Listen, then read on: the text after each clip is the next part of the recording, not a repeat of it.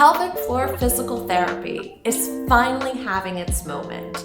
It is a trending topic on social media, and even better, women are talking about pelvic floor issues and dysfunctions amongst themselves and in their community. That little trickle-down effect actually is a trickle-up effect and has led to changes even in Congress. We're finally normalizing discussions about our pelvic health, and these discussions are done without shame or embarrassment. Rather, we are becoming a community and a strong community. However, I still find that many of the conversations are looking for these blanketed statements. Have you ever heard of those things called kegels? Kegels are often recommended for all pelvic floor dysfunctions. However, we can't all have a one-size-fits-all kind of plan of care. Every body is unique and needs a unique solution. And though Kegels may work for you, it might not be the solution for the person sitting next to you. While some people have full symptom relief with Kegels, others may not. And that is the time to seek other professional guidance. It is important to listen to your body. If at any time you're experiencing pain during these exercises, pause. Stop for a moment and try those exercises again. If those symptoms are repeated and you are still in pain, immediately stop these exercises and put them to the side. If you're also experiencing numbness, tingling, dizziness, headache, or just overall not feeling well, it is also time to stop these exercises. This is not medical advice. This is professional guidance on how to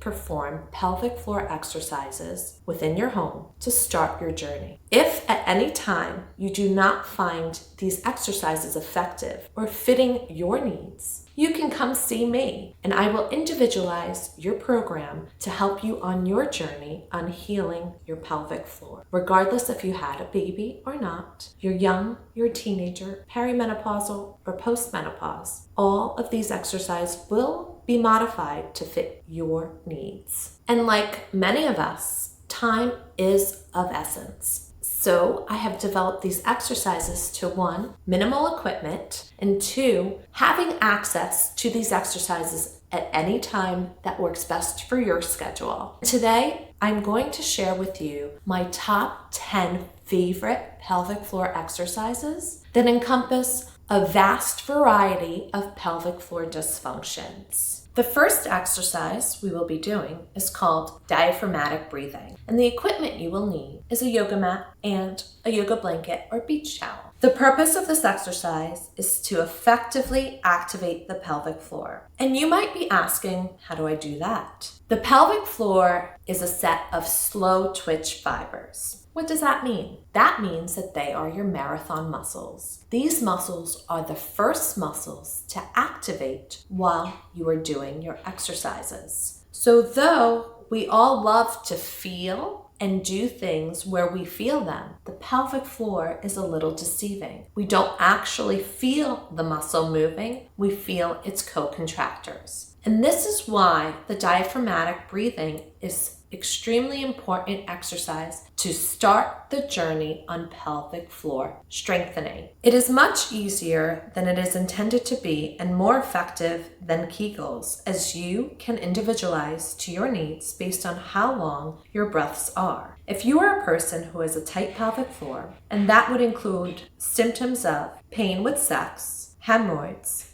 back pain, or tailbone issues, you will want to breathe in for longer and out shorter. If you have incontinence, heaviness, or just starting your healing journey, breathe out longer with the word LUM per yogic chant that helps facilitate lifting of the pelvic floor and stabilizing within. Exercise number 2. The purpose of this exercise is a progression of pelvic floor strengthening, and it allows you to recruit its co-contractors of the internal obliques. This is especially great for that slimming effect. Moms are busy, and when children are on the ground playing, you can get into this position to start your journey. It's a 2-for-1 deal for strengthening while spending quality time with your children.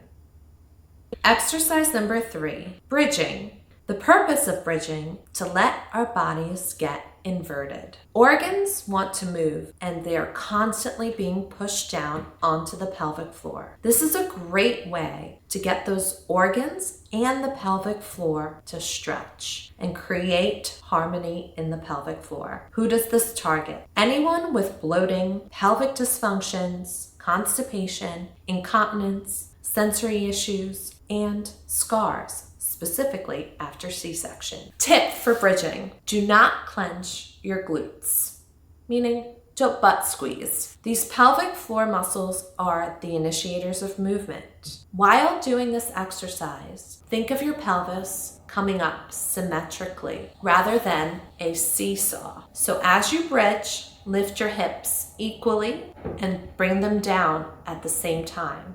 Exercise 4, downward dog. The purpose is to change the planes of movement. Our pelvises love to move in multiple directions, whether they rock back and forth, side to side, or in circular positions. Downward dog allows us to move in all of these directions, while it also massages, stabilizes, and lengthens the pelvic floor in this weight-bearing position. And weight-bearing on hands and feet will strengthen the entire body. Efficiency and time is key to busy moms. These are the most effective ways to help your pelvic floor with long-term carryover. Number 5, side sitting. The purpose of this exercise is to move our hips and give them length. We get stuck in patterns, and it is good to move those hips to help alleviate symptoms of tightness, pain in your back and tailbone, pain with sex, and hemorrhoids. Mobility through your hips passively alleviates pelvic dysfunctions such as tightness, back pain, tailbone pain, pain with sex, hemorrhoids and or fissures, and even perineal scarring.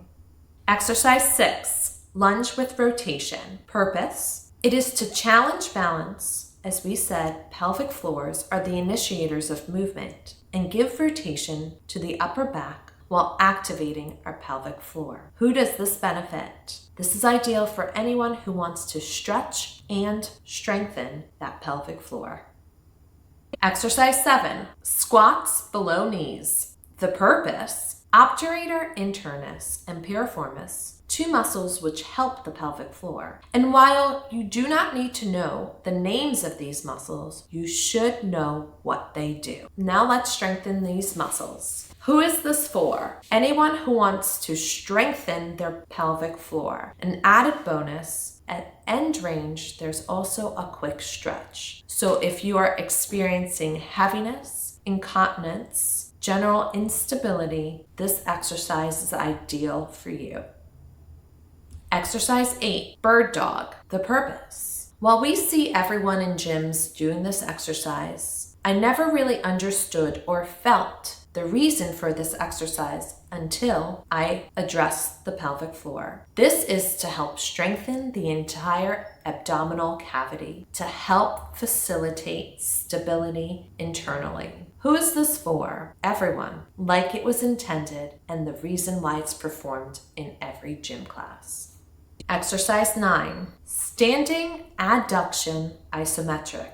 The purpose is to gap the space between the tailbone and your low back. It is to alleviate pressure in the low back and the tailbone while we are able to stabilize the pelvic floor. Who is this for? Anyone experiencing low back pain, SI joint pain, tailbone pain, hemorrhoids, pressure, heaviness, pain with sex.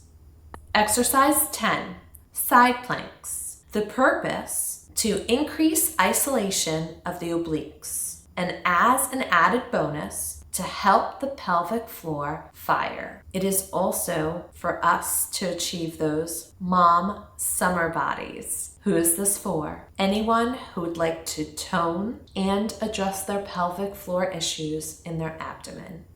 I am so happy you started your pelvic floor journey, and I cannot wait for you to share your stories and your favorite exercises. So comment below on your favorite exercise in my top 10, or maybe even prioritize which ones gave you the best best bang for your money, meaning time. And while you are enjoying these exercises, it might be beneficial to come see me to see how you can progress. So come see me at my office in Mendham, New Jersey.